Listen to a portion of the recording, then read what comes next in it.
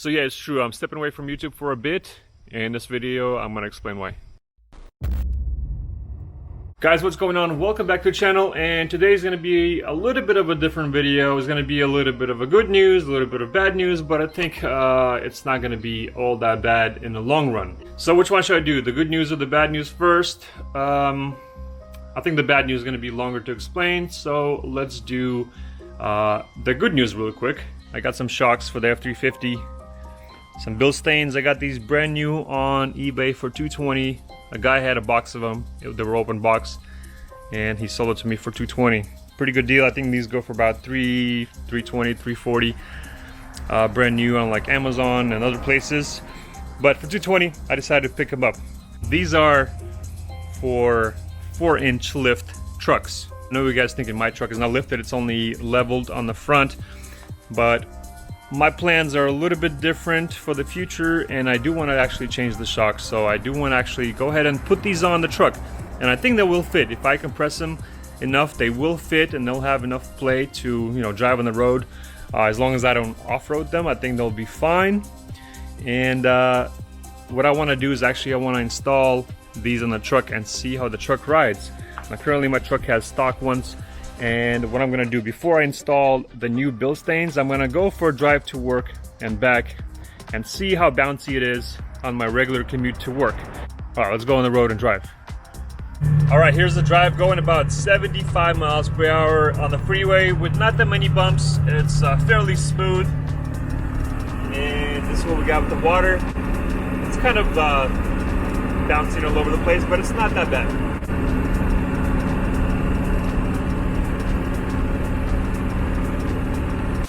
Now we're going over some patches. At 75, there's some patches on the road, little bumps here and there. This is more of a bouncy type of ride. And there we go. We're gonna stop our test on the bridge. So now I'm gonna get home. I'm gonna swap the shocks, and we're gonna do the same test and see how it compares. All right, see you at the house. All right, and now that you guys saw the little water test to see how bouncy it was and so on, because it's hard to explain how rough the ride or soft the ride is, but with water, I'm hoping you guys will be able to tell the difference. If I'm gonna do what I'm planning on doing, I'm gonna need new shocks anyways, so I figured I might as well get them now since I found this pretty good deal for $220. These are the front ones. These are the back ones. They're really simple to install. You got one bolt here, really easy to access to, and you got one bolt right there, another easy spot. And then on the back, they're a little bit longer, but still pretty easy. You got a bolt right here and a bolt right there. I don't have a spare tire, but I think the spare tire sits like this, so there's still room to get behind it, but it'll be easier to just drop the spare tire, and it'll be easier to get to the bolts on top here. So let's go ahead and swap the shocks real quick and then go for a drive, see if that improved the ride quality. And then we're gonna talk about our somewhat bad news, not so bad news. It's kind of a, I don't know, for some people might think it's bad news, but maybe not. But we'll talk about that in a few minutes. All right, let's get this installed.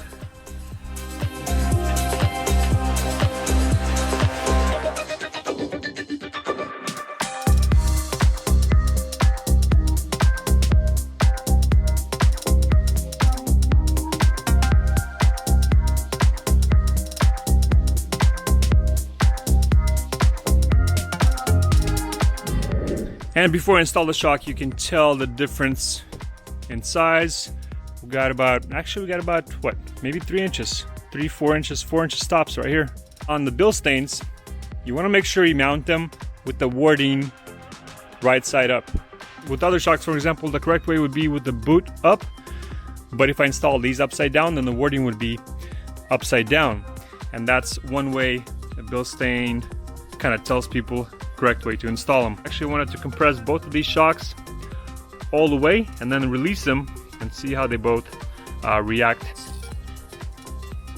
You can tell that it's kind of releasing really slowly. I think it's like really soft, like I can compress them really easy. Whereas this one actually takes quite a bit of weight. So what I'm gonna do is I'm gonna compress both of them And then we're gonna put them down and see their release speed. There we go.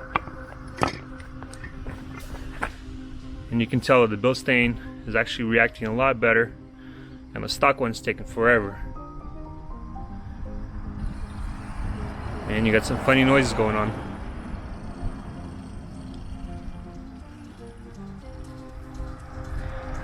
So at least that we know it's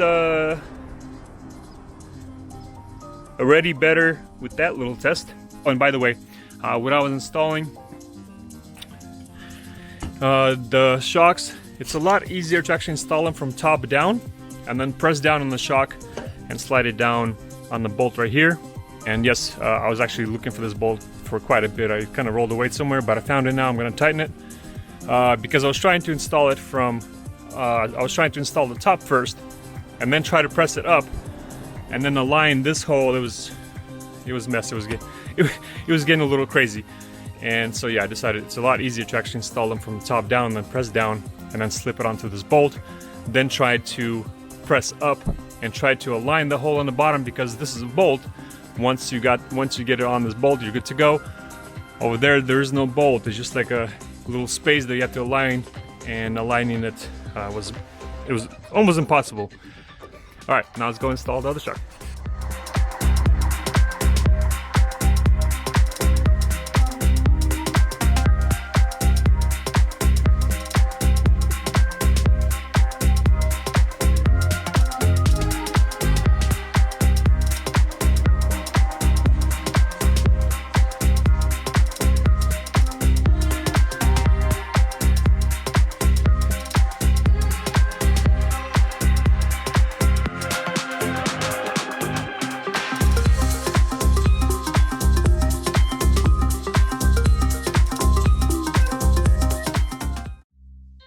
Alright guys, now let's see how the shocks are working.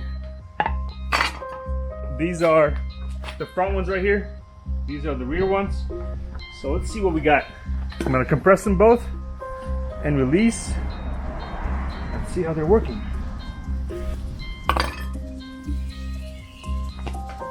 Alright. Yeah, I don't think that's all that great. Do the back ones.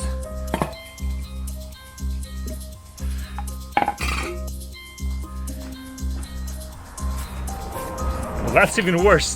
The back ones are horrible. The back ones don't even work. And that one's taking forever to extend. So I'm kind of glad I did the upgrade. All right, now that the shocks are done, front, and we got the rears.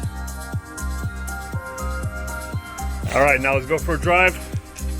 I'm gonna get my stuff ready, go to work, and we're gonna see how the water reacts on the freeway with these shocks. All right, let's go.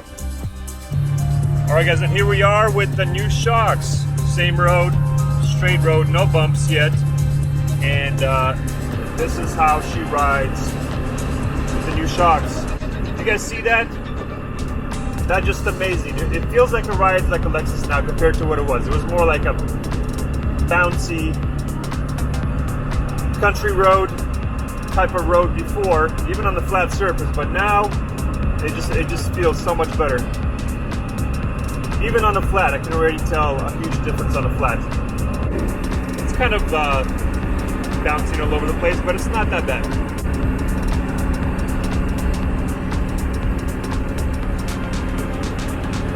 And plus, I was leaving my house, the first bump I hit that always makes some kind of weird sound in the back. It didn't make a single sound. It was nice and smooth. It was perfect. Wow, let's get to the bumps now and see how it compares to the bumps. Okay, now here's some bumps right here, the same spot that we did last time.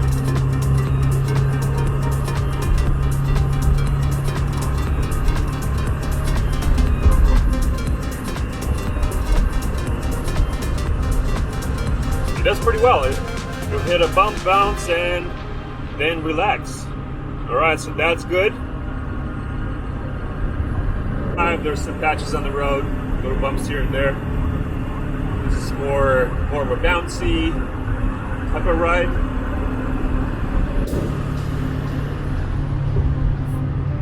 And there we go guys, and the test is complete. So I did the same spot, same bumps, same pretty much everything, and then now you guys can compare stock ones. Well, let's not say stock ones. Let's just say broken ones versus the upgraded Bilstein ones. It drives a lot better than my broken shocks. And now knowing that I have new shocks, now we can do the other plan that I wanted to do. That's why I got slightly longer shocks. I'm sure you guys know what I'm talking about. All right, now let's get home and let's talk about the other part of the video. Not good news, but not bad news either. It's kind of in between. All right, see you guys at the house.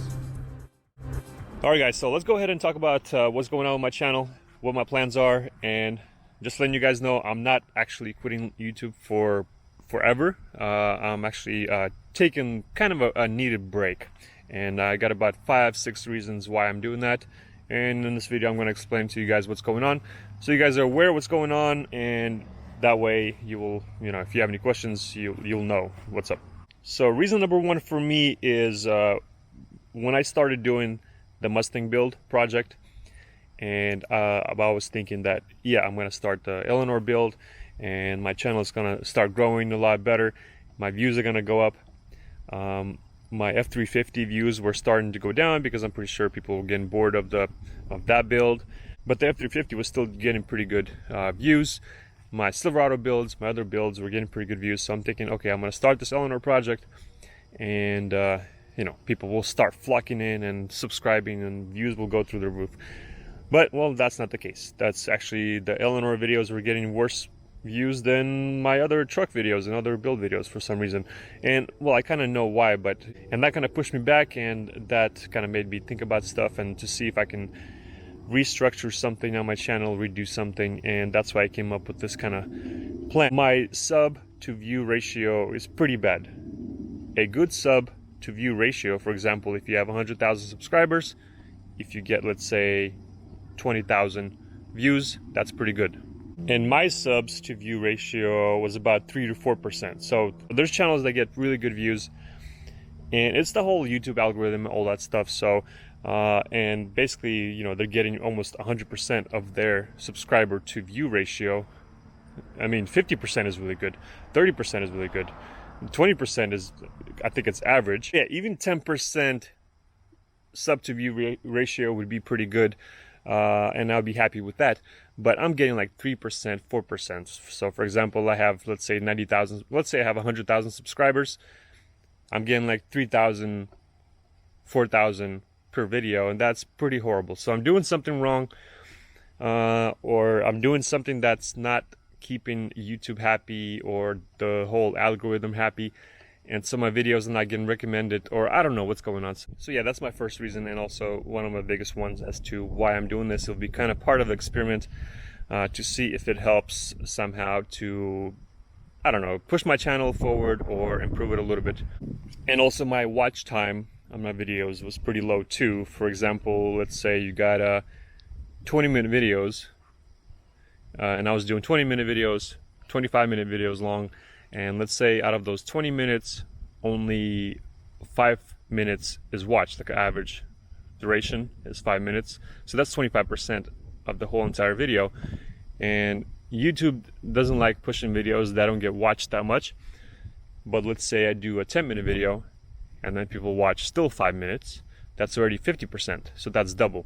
So, and the way YouTube works is they like to push videos that have more watch time, so they know that people click and watch, and because YouTube only cares about money, so they just want more watch time, more ads, blah blah blah, so all that good stuff. So if I do 1 hour video and people watch 5 minutes, that's like what, 5%, like I said. And if you do like a 10-minute video and people watch 5 minutes, so that's 50%. So YouTube likes to push those more to other viewers and all that stuff. So that's kind of one of my experiments that I'm going to be doing. So yeah, and my number 2 reason why I'm backing away from YouTube is because we have to do our taxes, and wife, she has a flower business, I have my YouTube stuff and full-time work. So there's a lot of stuff that we have to do, a lot of paperwork, a lot of receipts, all this stuff we have to find. We already have a scheduled appointment, so we just have to sit down, bust it all out, and get that done. And this time away from YouTube will kind of help us quite a bit. Third reason is we do actually want to get away with the kids and relax a little bit, unwind, maybe take them camping for a few days, maybe go to the ocean, blah, blah, blah. So just kind of get away, relax a little bit, unwind. The weather is starting to be pretty good, nice and warm, so it's a perfect time to do that. And also another small reason is I want to kind of set up my merch on the YouTube channel, like the shirts, the hoodies, the hats, stickers, all that stuff. And with my new logo, I want to set that up and maybe do some giveaways, because some people asked for some merch and I really didn't have anything. And I had something before, but it was with my old logo and I wasn't happy with the designs and stuff. So I want to completely redo that store and then hook that up to my YouTube channel, and then you guys will see the merch either below the video or on the right side of the video. And I'll try to keep the prices as low as possible, so it's kind of beneficial to all of us, to me, to you guys. And yeah, so it's something that I want to do. I want to do a few shirts just kind of to start off, and then I'll keep adding stuff more and more as we go. And the reason number 5, it's kind of part of reason number 1 regarding YouTube. Here's what I'm doing so you guys are aware of what's going on. With my crazy work schedule, I'm on call pretty much every week, and sometimes I'm on call every day. So when they call me, you know, I either take a job or don't take a job, and I work nights, 60 hours a week, blah, blah, blah, and trying to do this YouTube stuff, the kids, the family, editing. Wife is starting her wedding flower season now, so everything's getting really hectic, and it would be impossible for me to upload consistent content on YouTube. And my goal was always to upload same days, same time, because YouTube algorithm, it likes that consistency. So that's my goal, is trying to reach that consistency. The plan that I'm doing right now, hopefully it's gonna help me. 11 videos that I have right now on YouTube, some of them are 25 minutes, some of them are 20 minutes, some of them are 15, and so on. So what I ended up doing is re-editing all those 11 parts, and I pretty much cut out as much fluff and mumbo jumbo out of those videos as possible. If I'm over explaining something, I cut that out. I kind of sped up the time lapse a little bit. Just pretty much did everything I could to kind of just make those videos into 10 minutes long, and that's going to be my goal from now on, to make them as short as possible but cram in as much info as possible. So like 10 minutes, 11 minutes, 12 minutes tops, you know, just kind of like shorter videos, so that way people don't get bored if I'm over explaining something, because, you know, not a lot of people are doing these Mustangs. They just want to see it for entertainment, and there's only going to be a handful of people that actually care about the info that I'm providing. But I'm basically trying to make it more of an entertainment with some educational info, blah, blah, blah. And of course, it's hard to do with something like this. With a project that's such a long project, it's hard to keep it entertaining for such a long time. So that's going to be my goal from now on, is to make them 10 minutes long, as short as possible, but still enough to be fun to watch, and keep the YouTube happy, keep the viewers happy, and so on. So now that I re-edited all those 11 parts, I fine-tuned the thumbnails, and I'm also scheduling these 11 parts on Tuesday, Thursday, and Saturday. So Tuesday, Thursday, and Saturday, 2 p.m.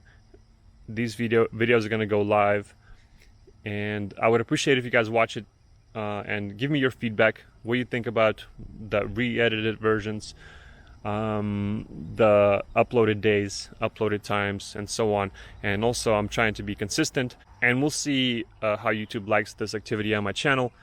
And also, because they're going to be shorter, I'm hoping that my viewers will watch it, you know, 5 minutes or whatever, 6 minutes, and my view duration will go up. Hopefully that will, you know, trigger some kind of happy triggers on YouTube, and then hopefully my channel will start regaining its momentum. So yeah, just because I'm stepping away from YouTube, it doesn't mean the content will stop. It will still be scheduled, like I said, Tuesday, Thursday, and Saturday at 2 p.m. Once that 11-part series will finish, I'll have more content already scheduled and ready to go. So basically, the reason for all of this is to reset, to do this experiment with the channel, the YouTube algorithm, see what happens, and then return with a better plan. With my crazy schedules, to be more prepared for the future of the channel. So I hope all this makes sense. I hope you guys understand. So if you guys see re-upload Mustang videos. If you don't mind watching them, please do. Let me know what you think of the re-edited version, of the shorter video version, music or whatever, and then let me know what you think. Let me think, and then like I said, the days, the times, and all that stuff. So let me know your opinions below in the description and in the comments. And hopefully this time away will give you more ideas on how to upload better content, make it more compact, not so boring, blah blah blah. So that's my plan. Now you guys know what's going on. So don't get mad if you see Eleanor Part 1 coming up this Saturday at 2 p.m. Yeah, so I mean, that'll give you guys a heads up so you guys know. So I'll see you guys in a bit. Enjoy the content that's going to be scheduled. And if you want, follow me on Instagram, FixitNick, and then I'll upload some random stuff here and there while I'm away. There won't be any new content until Part 11 is uploaded. And then after Part 11, I'll have F350 stuff ready, more Eleanor content ready, maybe some other stuff going on. So I think it's going to be exciting. I don't want to do this because I don't want to back away, but I think I need to kind of just set my gears and marbles back in order. So guys, thanks for watching this long video. Thanks for listening. Thanks for understanding. And we'll see you on the next one. See ya.